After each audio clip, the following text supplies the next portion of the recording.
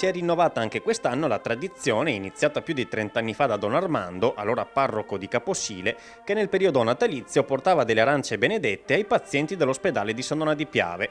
Ecco che nel pomeriggio di oggi alcuni fedeli della parrocchia di Caposile, alcuni componenti della fanfara di San Donà di Piave, simpatizzanti e amici si sono radunati presso l'ospedale per continuare la tradizione e portare i frutti benedetti da Don Eros e un po' di musica natalizia ai pazienti dell'ospedale.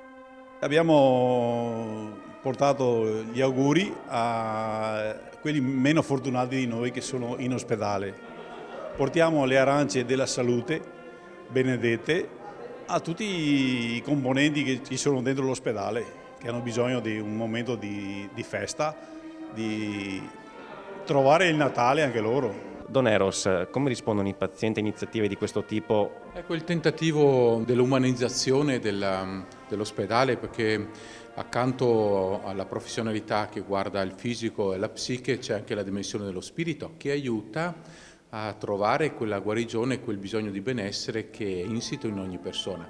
E attraverso il coinvolgimento del territorio, in questo caso la parrocchia di Caposili, i giovani e gli adulti, si mantiene una tradizione che era quella tipica di portare un frutto di benaugurio, ma anche di salute, come era l'arancia, il mandarino, nel passato gli anziani ben ricordano.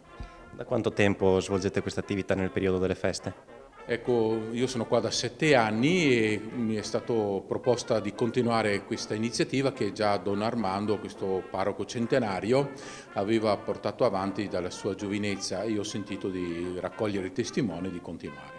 Anche lei accoglie di buon grado questa iniziativa che porta un po' di serenità e anche di spensieratezza tra i reparti? Sì, sì, tutte le iniziative, in quanto anche cappellania ospedaliera, sia accanto alla dimensione religiosa c'è la dimensione umana che permette di allargare questa attenzione al malato, ai familiari e anche ai nostri dipendenti.